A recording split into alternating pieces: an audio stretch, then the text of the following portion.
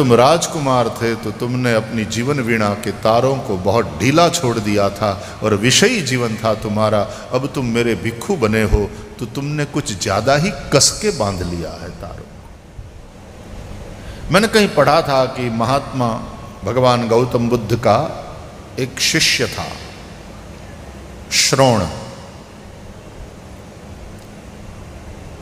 वो राजकुमार हुआ करता था और फिर भिक्षु बन गया।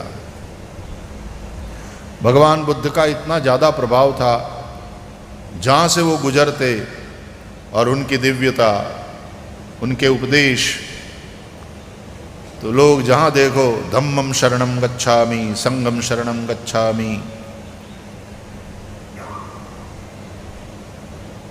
तो राजकुमार श्रोण भी गौतम बुद्ध का भिक्षु बन गया। बहुत कठिन तपस्या करने लगा। लोग सीधे मार्ग पर चलते तो ये कंटीले और कंकर से भरे हुए मार्ग पर चलता। लोग एक टाइम दूसरे भिक्षु भोजन लेते, श्रोण उपवास करता।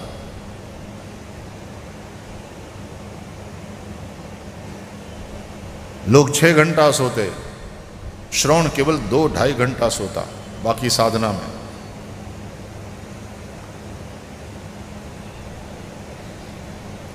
कुछ भी अपने पास नहीं रखता था। लोग श्रोण के त्याग और तपस्या को देखकर बखान करने लगे कि देखो, राजकुमार हुआ करता था ये, और आज ये आदमी सब कुछ छोड़ करके, राज्य का वैभव छोड़ करके, और कितनी कठिन तपस्या कर रहा है। ऐसी कठिन तपस्या तो हम भी नहीं कर सकते। और सुन सुन करके श्रोण को आनंद आता था। बात भगवान बुद्ध तक पहुंची कि बंदे, श्रोण बहुत ही कठिन तप कर रहा है, केवल 2-2.5 घंटा सोता है, नंगे पांव घूमता है, जानबूझ करके कंटकों से भरे हुए पत्थर वाले रास्ते पर नंगे पांव चलता है, कुछ खाता नहीं, आदि आदि। दूसरा कोई गुरु होता तो प्रसन्न हो जाता कि वाह, मेरे चेले का नाम हो रहा है, कठिन तप कर रहा है। लेकिन गौतम बुद्ध चिंतित हो गए। एक दिन उन्होंने श्रोण को बुलाया, यहां आओ। प्रणाम किया। श्रोण ने, जी बनते, मुझे याद किया। हाँ, कैसी चल रही है साधना? बोले, बनते, आपका आशीर्वाद है।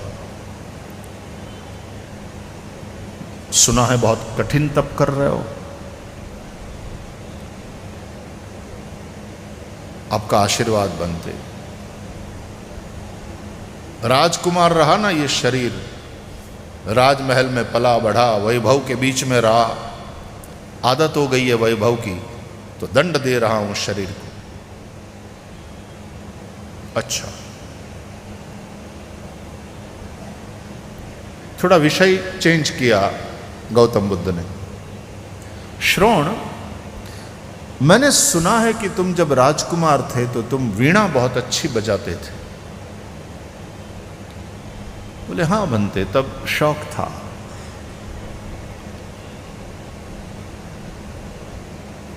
ना मैंने सुना है कि तुम जब राजमहल के झरोखे में बैठ करके वीणा बजाते थे तो आने जाने वाले लोग रुक जाते थे तुम्हारी वीणा सुनने के लिए। और सच बताऊं, एक बार तो मैं भी निकला था विहार करते हुए, मैंने देखा कि भीड़ जमा हुई है, मैं भी वहां ठहर गया। तुम वीणा बजा रहे थे, वाकई बहुत अच्छी वीणा बजाते थे तुम। किसी के भी शौक के विषय में बात करो ना, वो एकदम रुचिपूर्वक उसमें इन्वॉल्व हो जाएगा कि हाँ बनते, तब बजाया करता था, अब तो सब छोड़ दिया। हाँ ठीक है, लेकिन एक बात मुझे बताओ, मैं समझना चाहता हूँ।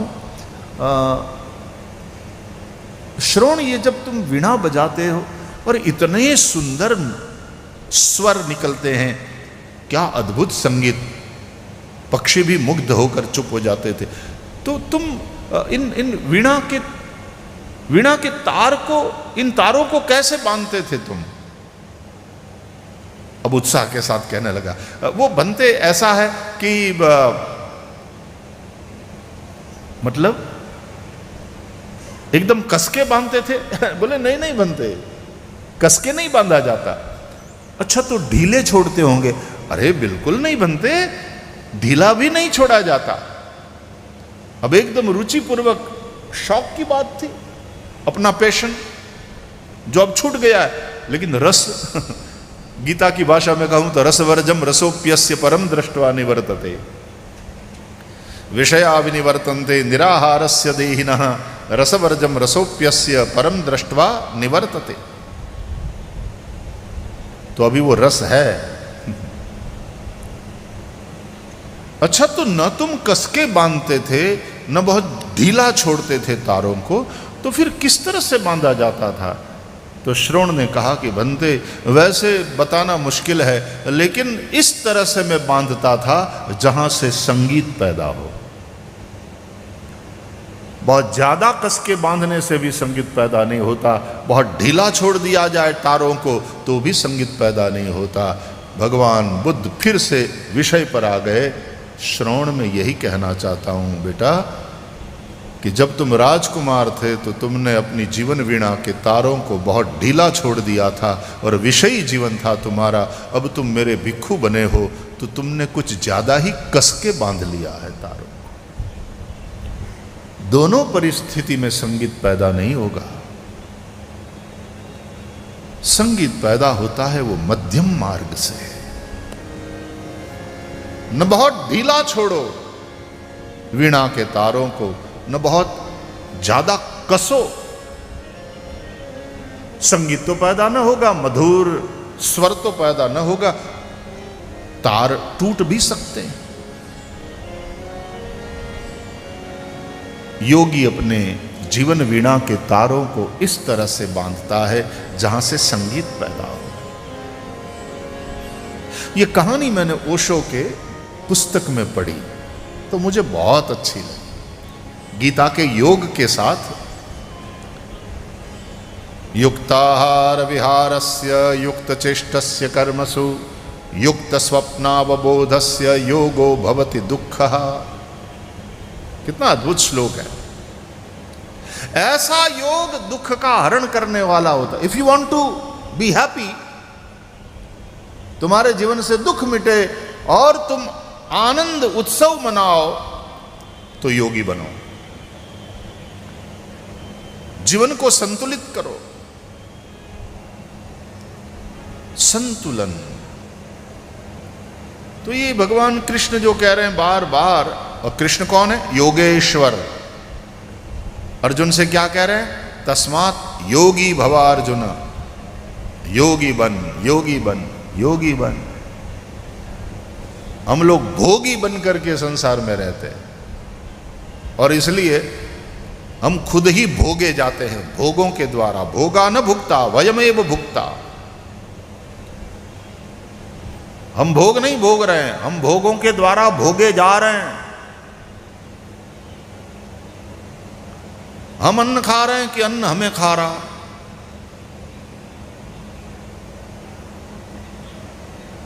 भोगा न भुक्ता वयमेव भुक्ता। इसलिए योगी बनो। योगी बनने के लिए क्या करना चाहिए? मुझे वृंदावनी संत ब्रह्मलीन प्रज्ञाचक्षु स्वामी शरणानंद जी महाराज का स्मरण हो रहा। कहते थे योगी बनना है तो उपयोगी बनो। कोई उपराष्ट्रपति बने तो उसके राष्ट्रपति बनने की संभावना बढ़ जाती है। कोई उप प्रधानमंत्री बन जाए तो कभी उसके प्रधानमंत्री बनने की संभावना है कि हम सोचते हैं कि नेक्स्ट ये हो सकते हैं, तो उप प्रधानमंत्री कोई बन जाए तो उसके प्रधानमंत्री बनने की संभावना, कोई उपराष्ट्रपति बन जाए तो उसके राष्ट्रपति बनने की संभावना बढ़ जाती है। उसी तरह कोई उपयोगी बने तो उसके योगी बनने की संभावना बढ़ जाती है। उपयोगी बनो, देखो। और फिर आज तो उपयोगितावाद का जमाना है। यदि उपयोगी नहीं रहोगे तो फेंक दिया जाओगे। इसलिए जीवन के अंतिम श्वास तक उपयोगी बने रहो, यूजलेस नहीं, निकम्मे नहीं, उपयोगी। उपयोगी बनने के लिए क्या करना चाहिए? पूज्य शरणानंद जी महाराज का वचन है,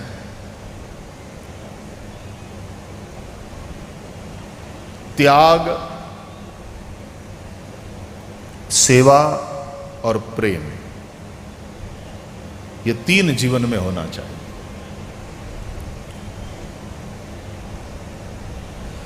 त्याग के द्वारा तुम उपयोगी बनते हो स्वयं के लिए, सेवा के द्वारा उपयोगी बनते हो समाज के लिए, और प्रेम के चलते तुम उपयोगी बनते हो परमात्मा के लिए। प्रेम ही भगवान के काम का है। त्याग के द्वारा तुम उपयोगी बनोगे स्वयं के लिए। देखो, त्याग आदमी करता है तो कोई दूसरों के ऊपर उपकार नहीं कर रहा है, इस बात को ठीक से समझिए। त्याग हम करते हैं तो दूसरों के लिए नहीं, अपने लिए। त्यागात् शांतिरनंतरम, त्याग से ही शांति। त्याग के द्वारा व्यक्ति अपने लिए उपयोगी बनता है। समाज संसार का त्याग करके सन्यासी बन गया तो अपने लिए उपयोगी बना। देखो, थोड़ा समझाने के लिए कहना पड़ेगा, थोड़ा विचित्र लग सकता है, लेकिन समझाने के लिए यह कहना पड़ेगा। मलमूत्र के त्याग का आवेग होता है, और जब तुम मलमूत्र का त्याग करते हो तो किसके ऊपर उपकार करते हो भाई? समाज पर, दुनिया पर। इसलिए त्याग कोई समाज पर उपकार नहीं है। यदि त्याग उपकार है तो स्वयं पर, क्योंकि उससे तुमको शांति मिलेगी। इतना भयंकर आवेग की रोकना मुश्किल, और जब उसका त्याग कर देते हो कितने शांति का अनुभव करते हो, कितने रिलैक्स हो जाते हो। तो त्याग के द्वारा आदमी स्वयं के लिए उपयोगी बनता है। त्याग मतलब कोई समाज पर उपकार नहीं, वो यदि उपकार है भी तो अपने स्वयं पर। और जब तक कि ये त्याग की भावना ना हो, सेवा कैसे कर सकते हो? सेवा के द्वारा हम समाज के लिए उपयोगी बन जाते हैं। सेवा का मतलब क्या है? प्रभु, ध्यान से सुनिए, प्रभु प्रदत्त सामर्थ्य का सर्वजन हिताय स्नेह पूर्ण सदुपयोग सेवा। प्रभु प्रदत्त सामर्थ्य, वो सामर्थ्य धन का भी हो सकता है, वो सामर्थ्य बुद्धि का भी हो सकता है, कि तुम वकील हो, कि तुम डॉक्टर हो, कि तुमने किसी की मदद करी। वो सामर्थ्य पद का भी हो सकता है, कि तुम्हारे पास कोई पद है, सत्ता है, और तुमने किसी का काम कर दिया। वो सामर्थ्य प्रतिष्ठा का भी हो सकता है, कि समाज में तुम्हारा एक नाम है, तो तुमने किसी नीडी आदमी की सिफारिश कर दी और उसका काम हो गया। वो सामर्थ्य शरीर का भी हो सकता है कि तुम शरीर से, इसलिए तन मन धन से सेवा, ये सामर्थ्य प्रभु प्रदत्त है, भगवान के द्वारा मिला हुआ प्रभु प्रदत्त उस सामर्थ्य का सर्वजन हिताय और स्नेहपूर्ण सदुपयोग सेवा है। और सेवा को बहुत बड़ा धर्म माना गया है शास्त्र में। सेवा धर्मो परम गहनः योगिनाम अपि अगम्यः। सेवा, सेवा के द्वारा समाज के लिए उपयोगी बन जाते। आजकल तो आदमी समाज का अपना फायदा, 5 रुपये के अपने फायदे के लिए समाज का 100 रुपये का नुकसान करेगा, देश का, सरकार का 100 रुपये का नुकसान करेगा। तो त्याग, सेवा और प्रेम, प्रेम के द्वारा आदमी भगवान के लिए उपयोगी बन जाता है। ये जो प्रेमी भक्त है वो भगवान के बड़े काम के उपयोगी बने रहोगे तो योगी बनोगे। तो योगस्थ हो करके कर्म करो, ये भगवान का संदेश है भगवत गीता में। संतुलित हो करके, तो वो जो संतुलन है, वो जो मध्यम मार्ग है, वो जो अतियों का निवारण है, उसमें फिर कहीं आनंद का प्रागट्य। श्री कृष्ण आनंद स्वरूप है, और जब आनंद का प्रागट्य होता है जीवन में तो उत्सव, फिर हर क्षण उत्सव, फिर जीवन उत्सव बनता है, लाइफ इटसेल्फ सेलिब्रेशन बन जाती। तो भगवान श्री कृष्ण का प्रागट्य हुआ, उत्सव हुआ। अब कल जो नॉन स्टॉप कथा चली और आप लोग भी बैठे रहे, किसने जबरदस्ती किया था क्या? हमारी मौज थी, और इतना बैठने के बाद भी आनंद से उछले, गाए, नाचे। आनंद, भगवान का प्रागट्य हुआ, गोकुल में उत्सव मनाया गया। नंदस्त्वात्मज उत्पन्ने जाताल्लादो महामनाः। ये नंद है, नंदयति, जो सबको आनंद देता है वो नंद, और उसके घर आता है परमानंद। कृष्ण है परमानंद, देवकी परमानंदम कृष्णम वंदे जगत गुरु। 2 प्रकार के लोग होते हैं ना, एक वे जहां जाते हैं वहां आनंद होता है, और दूसरे वे जहां से जाते हैं वहां आनंद होता है। हम किस कैटेगरी में खुद से पूछे तो जहां जाए वहां आनंद, वो है नंद, और उसको मिलता है परमानंद। नंद के घर भगवान स्वयं पधारे। यशोदा यशांसि ददाती थी, दूसरों को यश दे, दूसरों की बड़ाई करे, वो है यशोदा। और उस यशोदा की गोदी में जब ठाकुर जी खेलने लगे तो यशोदा का यश कैसा बढ़ा कि स्वयं भगवान उसके बालक बन करके उसके घर पधारे।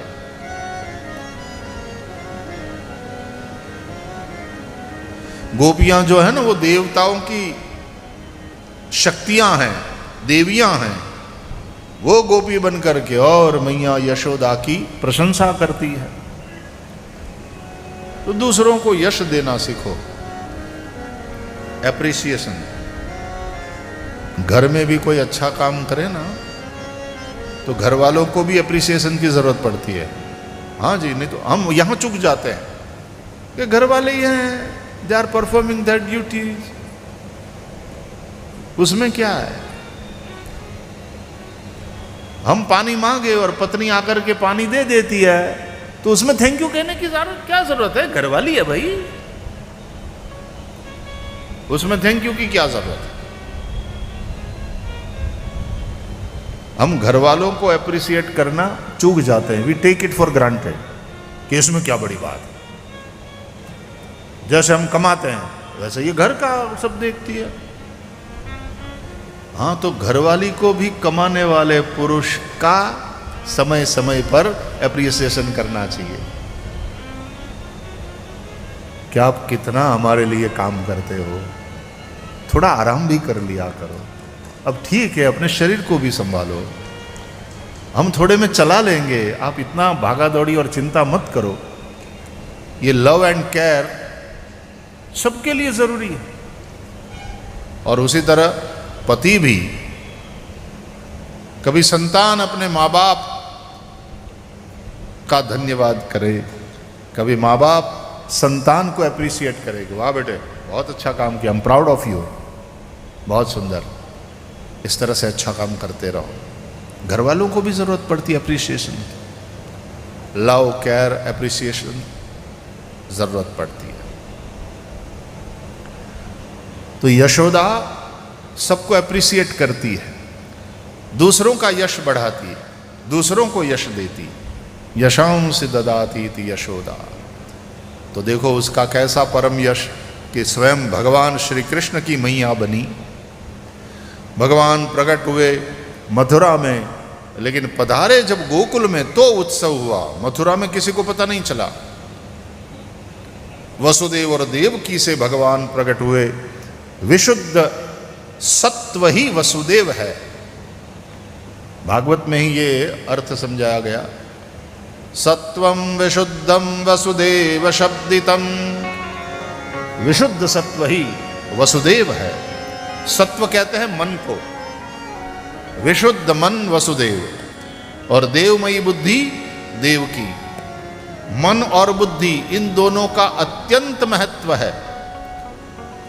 फिर भगवत गीता को याद दिलाऊं, इन दोनों का अत्यंत महत्व है। इसलिए भगवान ने कहा है भगवत गीता में, चलो सब बोलो, मय्येव मन आधत्स्व,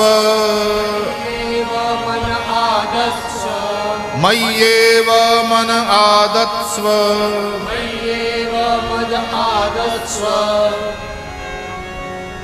तू मन मुझ ही में लगा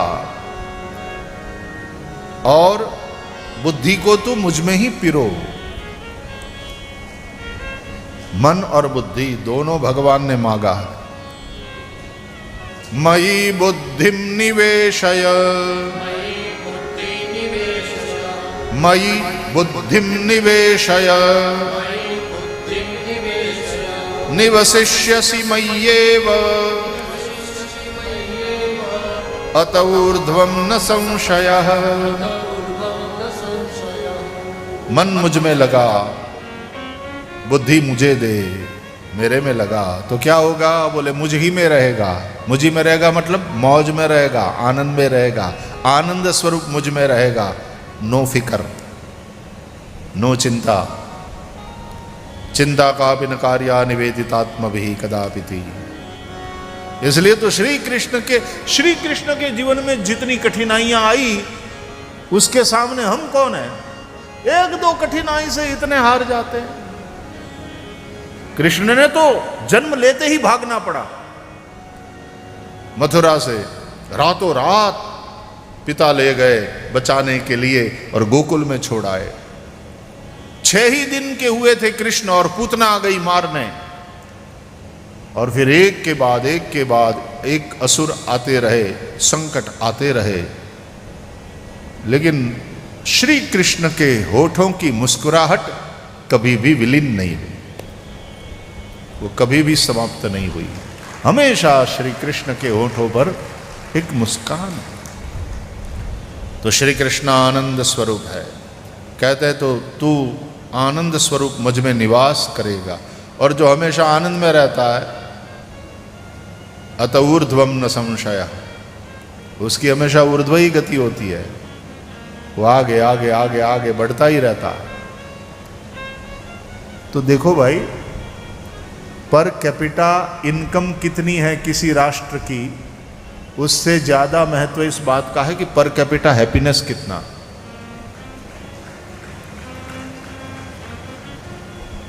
हमारा ही पड़ोसी देश छोटा सा भूटान, वो पर कैपिटा इनकम पर जोर नहीं दे रहा है, वो पर कैपिटा हैप्पीनेस की ओर जोर दे रहा। हमारे राष्ट्र के लोग अपने जीवन से कितने संतुष्ट हैं, इसका महत्व है। और हमारे बड़ों ने सिखाया, समझाया, संतोषी नर सदा सुखी। सुखी कौन है? जो संतोषी है। संतोष एव मनुष्यस्य परम निदानम। तो संतोष का मतलब ये नहीं कि हम ग्रोथ के लिए प्रयास न करें। कभी कभी क्या होता है, देखो हम बोलते हैं उसकी जिम्मेदारी हमारी, आप जो समझते हैं उसकी जिम्मेदारी हमारी नहीं है, उसकी जिम्मेदारी आपकी है। हमने जो कहा उसकी जिम्मेदारी हमारी। कभी कभी अर्थ का अनर्थ करते हैं लोग। चलो मैं एक आपको सुनाता हूं, सुनिए। पाप करे प्रभु जी मिले, पाप करे सुख होए, पाप करे मुक्ति मिले, इसलिए पाप करो सबको।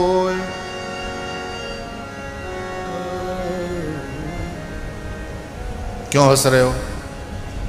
सही है, व्यासपीठ से हम कह रहे हैं, झूठ नहीं बोल रहे हैं, बिल्कुल सही है। हम फिर से सुनाते हैं। पाप करे प्रभु जी मिले, पाप करे सुख होए, पाप करे तो मुक्ति मिले, इसलिए पाप करो सबको।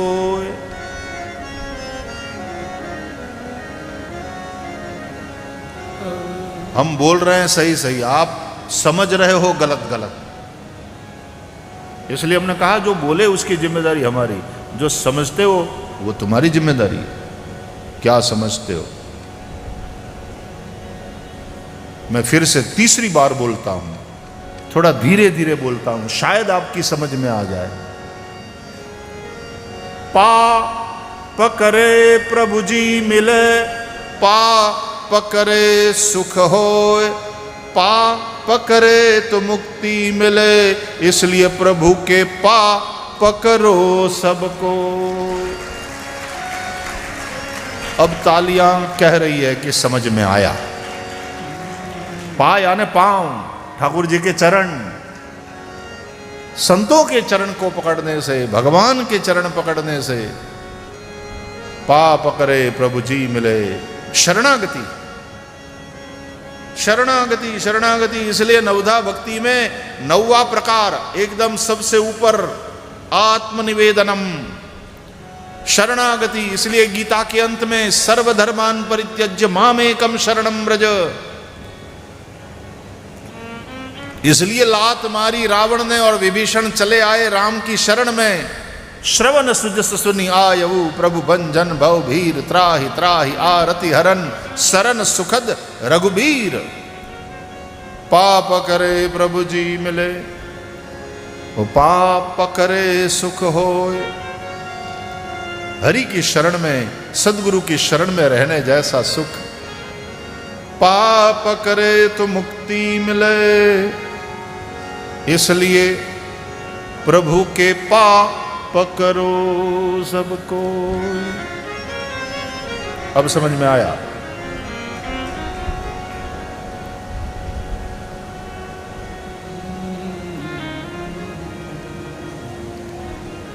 श्री कृष्ण आनंद स्वरूप है। मन उसमें हो, बुद्धि उसमें हो, तो सदा आनंद में रहने से जीवन में उत्साह, जहां भी आनंद है वहां उत्साह है। और याद रहे, उत्साह जैसा कोई बल नहीं है संसार में। और वो उत्साह है कुछ करने का, क्रिएटिविटी भी एकदम खिलेगी, और तब प्रोग्रेस ऑलवेज वहां रहेगा। वाल्मीकि रामायण में श्री लक्ष्मण जी कह रहे हैं, उत्साहो बलवान आर्य नास्त्युत्साहात् परम बलम, सोत्साहस्य सर्वस्य न किंचिदपि दुर्लभम। उत्साह बहुत बड़ा बल है, उत्साह के समान कोई शक्ति नहीं। और उत्साह जिसके जीवन में है उसके लिए कुछ भी असंभव नहीं, लेकिन वो उत्साह वहां होगा जहां आनंद है। तो आनंद भगवान सच्चिदानंद रूपाय, आनंद घन है भगवान। वो आनंद प्रकट होए तो उत्साह, हर क्षण उत्सव, life becomes celebration. We are here to celebrate, we are not here to suffer, but people are suffering, दुखी हो रहे हैं। हम है आनंद स्वरूप, आनंद स्वरूप ही है, लेकिन हम दुखी हो रहे हैं। देखो, दुख आएगा, लेकिन उससे दुखी होना कि नहीं होना अपने पर निर्भर है। कोई अपमान करेगा, लेकिन अपमानित होना कि नहीं होना हमारे ऊपर डिपेंड करता है। हाँ जी,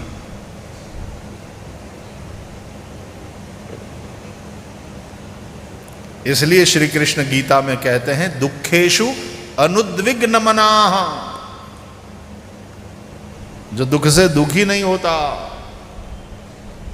फिर से कपिल भगवान को याद करूं, श्रीमद् भागवत में भगवान कपिल माँ देवहूति को समझाते हैं कि ये संत जो होते हैं कैसे होते हैं। बोले तपंति विविधास्तापान एतान, भिन्न भिन्न दुख इनको दुखी नहीं कर पाते। मेरे संतों को, मेरे भक्तों को, मेरे वैष्णवों को दुख उनके जीवन में भी आते हैं, लेकिन दुख उन्हें दुखी नहीं कर पाते। और उसका क्या कारण है? बोले मद गत चेतसः, उनका चित्त मुझ में लगा हुआ है, आनंदगन भगवान में उनका चित्त लगा हुआ।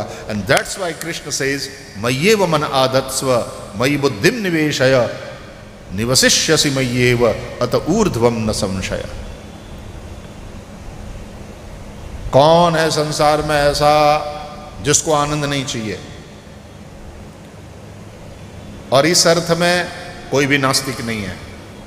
Weather you go to temple और not, whether you pray regularly और नॉट, लेकिन आप नास्तिक है ही नहीं, क्योंकि आपको आनंद चाहिए, मतलब आपको भगवान चाहिए।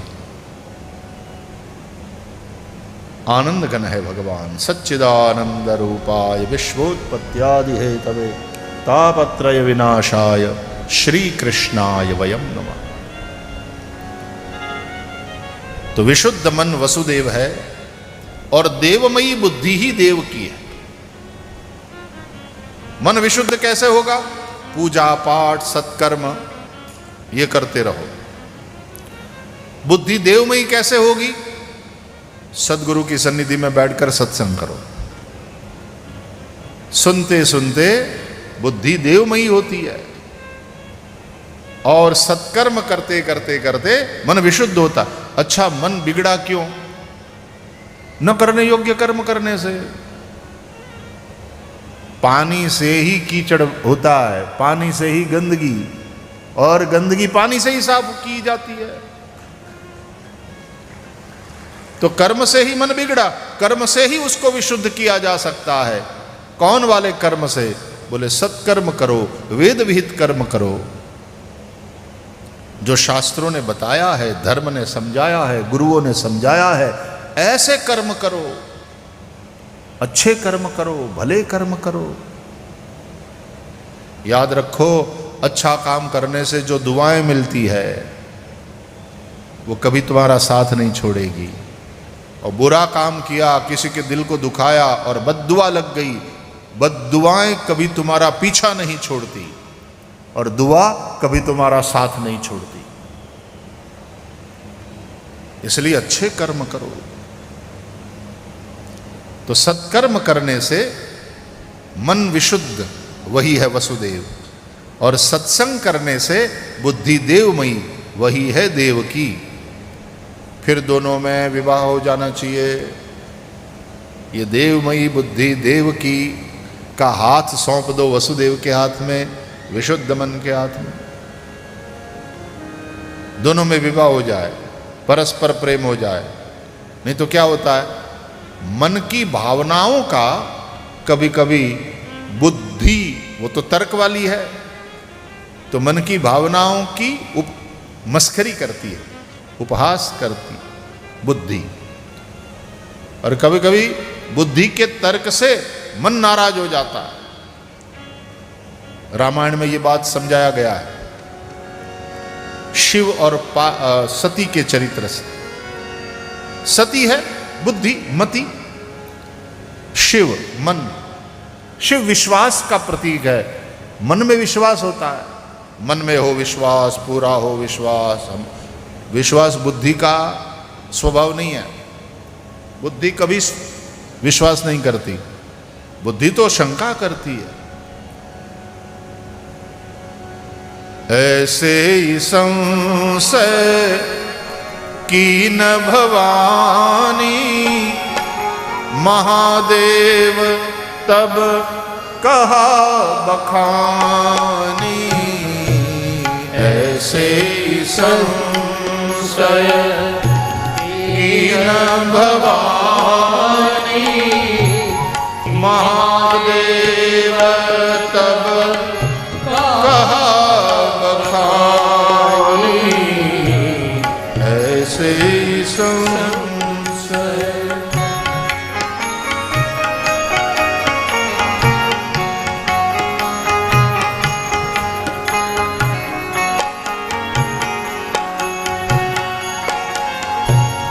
एक बार त्रेता जुग माही, शंभु गए कुंभज ऋषि पाही।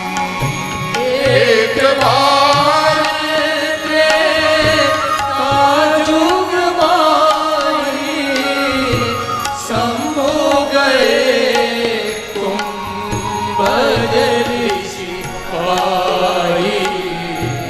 संग सती जग जननी भवानी, पूजे ऋषि अखिलेश्वर जानी। संग सती जग जननी भवानी, पूजे ऋषि अखिलेश्वर जानी। ऐसे संशय की न भवानी, महादेव तब कहा बखानी। ऐसे ही